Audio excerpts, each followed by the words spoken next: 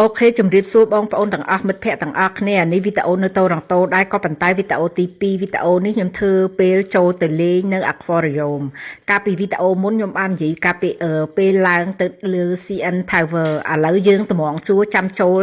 Aquarium មួយទៀតគឺថាទៅណាក៏តម្រង់ជួរដែរឲ្យបងប្អូនមើលលីងឡើងវែងចាំក៏ចាំតម្រង់ជួរនឹងជាងកន្លះម៉ោងហើយបងប្អូនមិត្តភ័ក្តិសម័យរូបភាពមើលឈរកដាលថ្ងៃជាងកន្លះម៉ោងតើទៅជាយ៉ាងណាដូចរបៀបដូចត្រីអាំងឬក៏សាច់គោងៀតអញ្ចឹងណាគឺក្រៀមកប៉ិតហ្មងដូចខ្ញុំធ្លាប់និយាយវីដេអូមុនអញ្ចឹងថា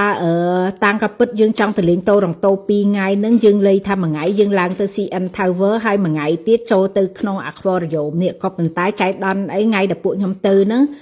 វាមនុស្សច្រើនដែរតែអត់សូវច្រើនប្រមាណហើយអញ្ចឹងទៅយើងអាចចូលពីកន្លែងក្នុងមួយថ្ងៃបានក៏ប៉ុន្តែគ្រាន់តែថាវារៀងតក់កុហលបន្តិចតែធ្វើមិនវិច័យដល់យើងទិញសវត្ថគួបចូលគ្នាគេបានបញ្ចុះតម្លៃដូចជា 10% អីកាលហ្នឹងអញ្ចឹងទៅក៏យើងយកចូលតែមួយថ្ងៃជាមួយគ្នានឹងហ្មងទៅអញ្ចឹងអត់មានពេលសម្រាប់បានញ៉ាំបាយញ៉ាំអីទេដឹកកូនដឹកចៅនាំគ្នាទាំងអស់គ្នា 3-4 ឡានហ្នឹងគឺចូលទៅទាំងអស់គ្នាអញ្ចឹងហ្មងហើយពេលចូលទៅដល់ក្នុងឲ្យបងប្អូនមើលអ្នកមនុស្សឡើងច្រើនមែនទែនហ្មងហើយ Aquarium នៅតូរ៉ង់តូនេះធំមែនទែនហ្មងណាបើគិតពីសាច់ដើមដឹងប្រហែលម៉ោងឯងបានអស់បានមើលសពគ្រប់ជាតិសាសន៍គ្រប់ពណ៌សវល់ឯទៅឯនេះតាំងកពិតមើលយើងថាយើងចូលទៅមើលAquarium មើលត្រីមើលសត្វទឹកស្អីអញ្ចឹងឯណាក៏ប៉ុន្តែដល់ពេលចូលទៅដល់ភាគច្រើនគឺមើលតាមនុស្សច្រើនពេកយកប្លោះហើយមើលតែពីខ្នងមនុស្សហ្នឹងហើយវាស្អាតមែនបងប្អូនមើលអ្នកទូកញ្ចក់ដាក់ត្រីគេនឹងមានសពគ្រប់បែបយ៉ាងហ្មងតែដូចថាមិនសូវឃើញច្បាស់ប្រហែលទេព្រោះអីមនុស្សច្រើនយើងចូលទៅចិត្តអត់កើតណាខ្ញុំទៅតូរ៉ង់តូ2 ដងហើយក៏ប៉ុន្តែ Aquarium នេះទៅចូលសាកលើកទី1អាចដែរចូលទេធ្លាប់ចូលតែ Aquarium នៅគេបិច Aquarium នៅគេបិចទូជាងនេះឆ្ងាយហើយវាមានដើរទៅមើលខាងក្រៅក៏ប៉ុន្តែ Aquarium នៅតូរ៉ង់តូនេះអត់ទេគេធ្វើឲ្យយើងដើរចូលទៅមើលក្នុងហ្មងហើយ Aquarium នេះធំជាងគេនៅកុយបិចក៏រៀងធំដែរតែទូជាងនេះហើយនឹង Aquarium នៅ Montreal ក៏ទូដែរអត់សូវធំចេះនិយាយទៅមានតែ Aquarium នៅតូរ៉ង់តូនេះដែលធំមែនទែនហ្មងណាហើយគេប្រកែធ្វើតាមលំដាប់លំដោយថ្នាក់គេមាន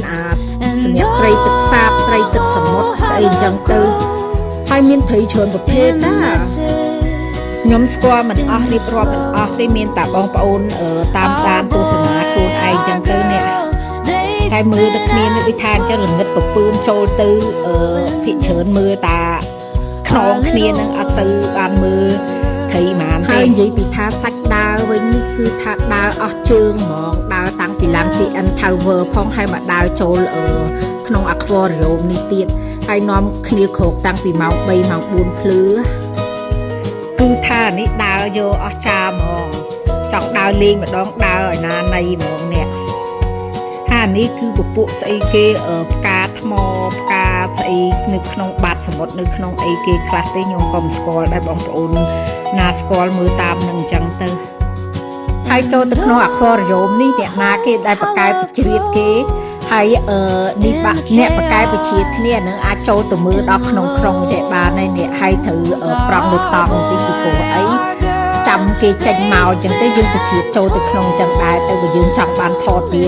បានច្បាស់អញ្ចឹងមិនបាច់ថតពីចម្ងាយបើថាយើងអត់រៀងបញ្ជាចូលទេយើងត្រូវបានថតតែពីចម្ងាយឲ្យបានឃើញចិត្តអញ្ចឹងហើយកន្លែង Aquarium នេះអត់នៅឆ្ងាយទេនិយាយទៅគឺនៅជាប់ជាមួយនឹងCN Tower ហ្នឹងហ្មងយើងចតឡានតែមកកន្លែងបានហ្មងព្រោះវាកន្លែងវាជាប់គ្នាអញ្ចឹងបានយើងអត់ចំណាយពេលធ្វើដំណើរយូរហើយជ្រើសរើសទៅមើលតាក្នុងតែមួយថ្ងៃហ្នឹងបានហើយបើដូចថាបើយើងចង់ទៅលេងនៅខាង Niagara Falls ទៀតយើងត្រូវចំណាយពេល2ម៉ោងជាងទៅ3ម៉ោងតាមរយៈផ្លូវហើយនឹងតាមការដែលវាថាបើផ្លូវស្ទះហ្នឹងប្រើពេលហិតយូរទៀតព្រោះ Niagara Falls ហ្នឹងវាឆ្ងាយជាងតូរ៉ង់តូនេះទៅទៀតតែដូចនេះហេសានេះខ្ញុំបានទៅលេង Niagara Falls ព្រោះ Niagara Falls ទៅ2 ដងហើយ ហើយមើលណែមិនដឹងត្រីស្អីគេខ្លះទេនៅឡើងពេញនឹងអញ្ចឹងទៅអត់ស្គាល់ទេ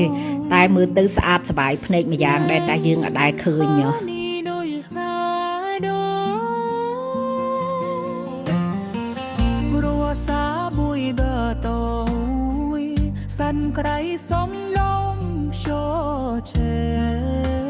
ហើយបើថាយើងចង់ថតរូបវិញថតរូបមើលអត់ឃើញមុខមនុស្សកើតទេព្រោះវាល្ងិតកន្លែងហ្នឹងគឺហើយគេដាក់ផ្កាថ្មនៅពីក្រោមវាភ្លឺពីក្រោយភ្លឺចេះហើយម្ល៉េះហើយអត់ឃើញមុខមនុស្សទេតែផ្កាថ្មនេះស្អាតមែនទែនហ្មងណាពណ៌ឡើងស្អាតហើយផ្កាថ្មមែនទែនណាមិនជួយ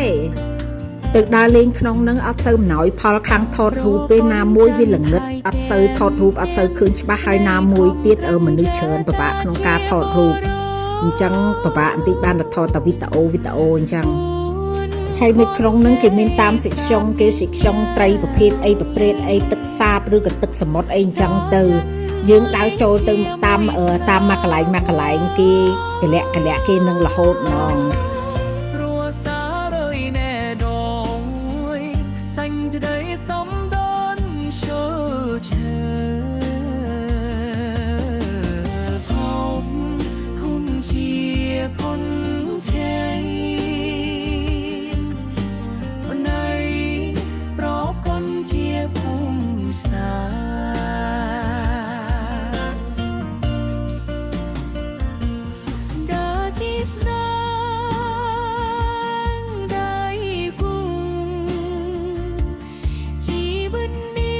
ហើយកន្លែងនេះដូចរបៀបយើងដើរនៅក្នុងយើងបាច់ដើរយើងគ្រាន់ឈរជន់នៅលើអាហ្នឹងទៅដូចអសង្សើអញ្ចឹងណា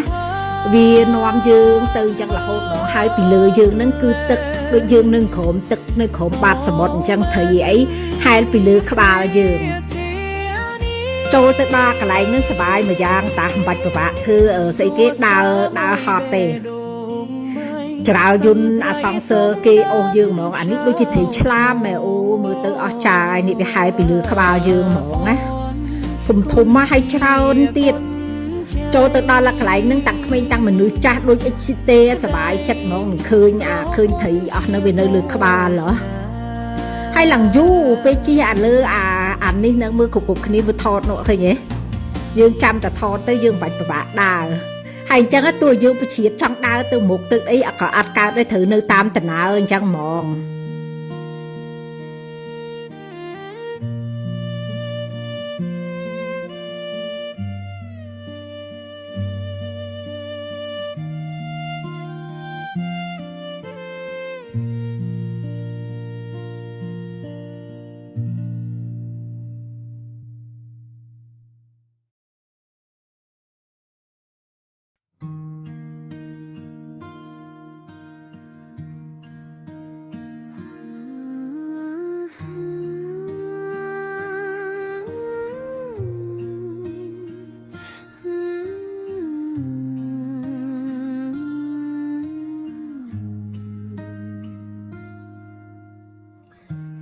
ជាលេដឹកនាំទេប្រគុណជាស្មៃស្នេហា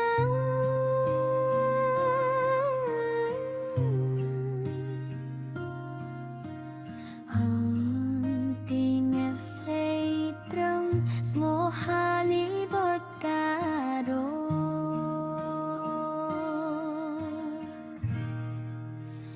គ្រូសូ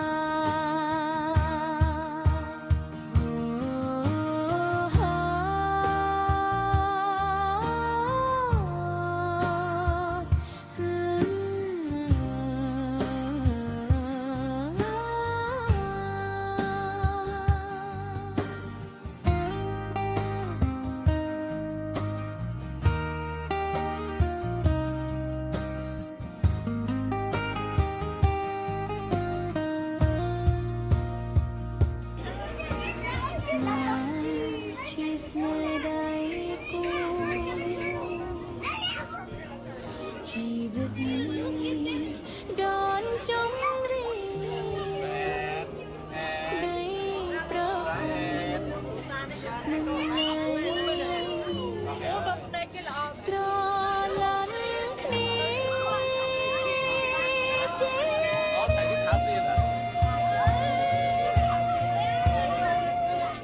គ្រួសារមួយដល់រយសេចក្ដីសុខដូចយ៉ាងច្រើន អូខេហើយមកដល់ឡាកន្លែងដំណាក់កាលនេះវិញស្មានតែ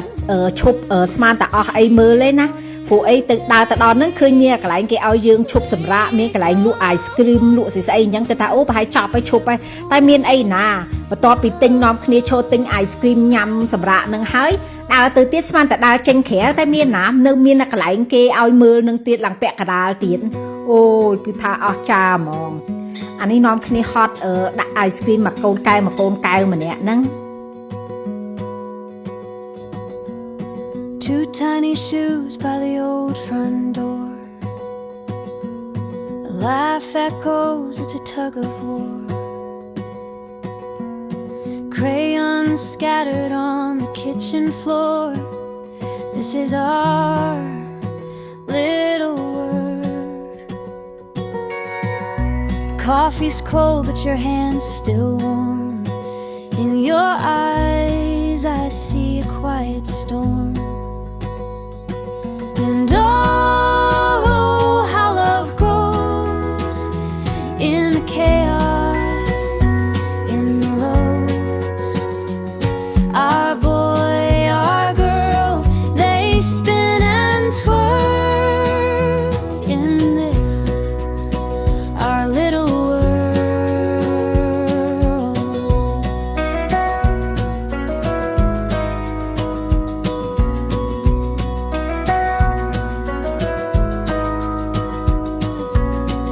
The sun dips low, the dinner's late.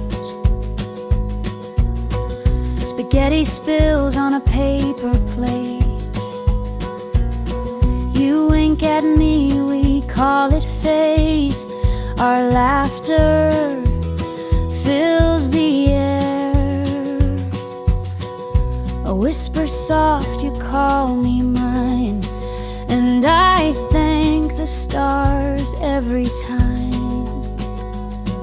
And oh